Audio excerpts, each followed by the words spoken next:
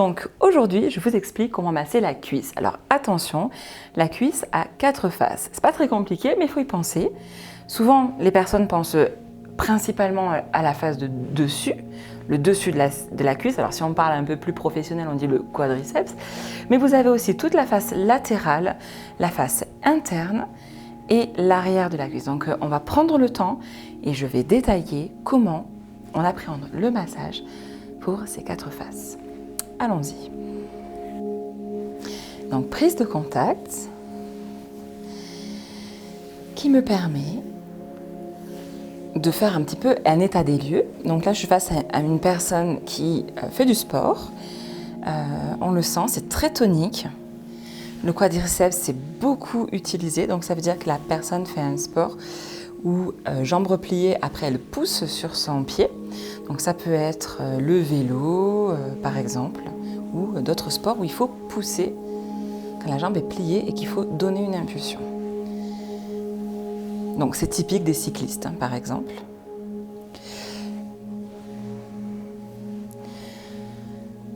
Donc je chauffe, alors surtout si la personne elle a fait du sport, qu'elle a fait une grosse course à pied aussi, ou un match de foot.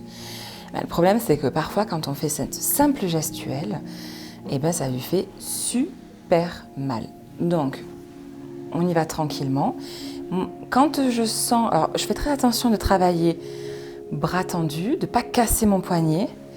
Et quand je sens que c'est possible, donc j'ai une main qui accompagne et une main qui va beaucoup plus profondément, est-ce qu'au niveau de la pression ça va? Est-ce que c'est pas trop intense? Ça va. Je fais attention. Je ne vais pas faire souffrir mes modèles dans les vidéos. Mais vous voyez que là on peut effectivement donner de la puissance.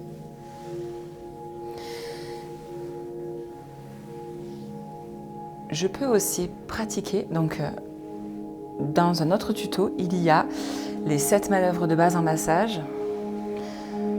Vous pourrez les regarder. Là, je vous montre toutes les postures de travail. Donc, vous avez également le fait d'aller travailler au niveau de la cuisse repliée. Hop, donc je peux l'appuyer contre moi, ce qui permet à la cuisse de ne pas bouger et de travailler cuisse repliée. Un travail très intéressant.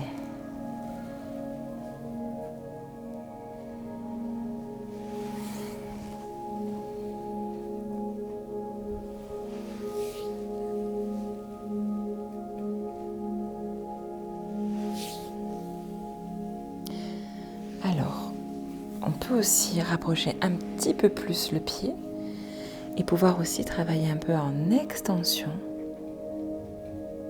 Voilà. C'est là que le draping, que je vous ai déjà appris à faire dans les vidéos précédentes, devient très très important parce que quand je vais vouloir travailler sur des mobilisations, je fais très attention à ce que le draping me suive et que lorsque je bascule la personne sur le côté pour venir travailler la face latérale,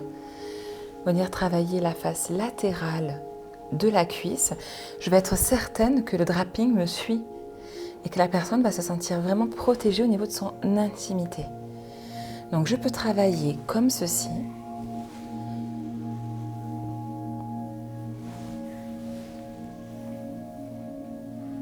Je peux aussi pousser au niveau du corps et là ça me donne accès au lombaire et la personne elle est vraiment protégée. Donc ça ce sont des postures de massage qui me permettent d'aller très loin et même d'aller chercher en remontant jusqu'à l'épaule. C'est absolument très très relaxant. Donc ça c'est pour le travail de la face externe de la cuisse. Au niveau de l'arrière de la cuisse, je peux le travailler en posture lorsque la personne est à plat ventre. Mais par exemple, une femme enceinte, je ne peux pas la mettre à plat ventre. Ou il y a des personnes qui ne supportent pas, qui ne sont pas bien, ou vous avez un massage qui va être court, qui va durer 30 minutes. Là, vous ne pouvez pas faire retourner plein de fois la personne. Donc pour travailler la face interne de arrière de la cuisse, je vais poser, en faisant attention à mes cheveux, la jambe de la personne sur mon épaule. Et je vais pouvoir venir, voilà, vous pouvez relaxer complet. Voilà, C'est une sportive, elle est très tonique, tant mieux. Et je vais pouvoir venir relaxer et travailler tout l'arrière de la cuisse de cette façon. Cela nous fait gagner quand même pas mal de temps en massage.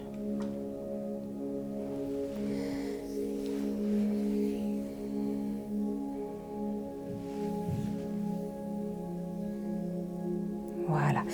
Là, j'ai accès vraiment à tout l'arrière de la cuisse. Donc ça, voilà. On respire, vous relâchez. Voilà. Donc là, ça montre, c'est très intéressant parce que là, dans le mouvement, il va falloir que je gagne vraiment la confiance de la personne et qu'elle se sente vraiment retenue, sinon elle retient sa jambe. Voilà pour l'arrière. Donc au niveau de la face interne, je propose à la personne vraiment de venir se poser contre mon ventre ou contre mon épaule et ça va me permettre de travailler les adducteurs. Donc je fais très attention, je demande vraiment à la personne est-ce que mon toucher est trop intrusif ou pas? Ça va? D'accord. Je fais attention à respecter aussi son intimité. Mais si la personne me dit que mon toucher n'est pas trop intrusif, ça me permet quand même de pouvoir travailler au niveau vraiment de la face interne de la cuisse. Et je retiens, vous voyez, c'est mon corps qui retient sa jambe comme ça, parce que si c'est elle qui la retient, elle va avoir les adducteurs qui vont être vraiment tétanisés. Donc après, si la personne est très très souple, et il y a des personnes qui vont pouvoir complètement ouvrir la jambe, et comme on est vraiment posé, donc je vais pouvoir, si je le souhaite, venir mettre ma cuisse, et là je peux faire aussi un travail jambes relâchées. Ça demande plus de souplesse, mais on peut travailler la face interne de la cuisse avec une main bien relâchée. Et pour toutes, ça va, c'est pas trop intrusif? Ça va, je peux continuer. Et donc, ça permet pour toutes les personnes qui ont vraiment, vraiment besoin de pouvoir relâcher totalement leurs adducteurs. Donc les personnes qui font de l'équitation ou même les footballeurs qui ramènent tout le temps le pied vers l'intérieur pour taper dans le ballon et qui ont donc les adducteurs très tendus, ça va permettre effectivement de énormément relâcher les adducteurs. Donc vous y penserez bien quand vous massez la cuisse, il y a la face interne, ça va? Ça intense un petit peu? D'accord. La face interne qui est aussi importante que le dessus de la cuisse.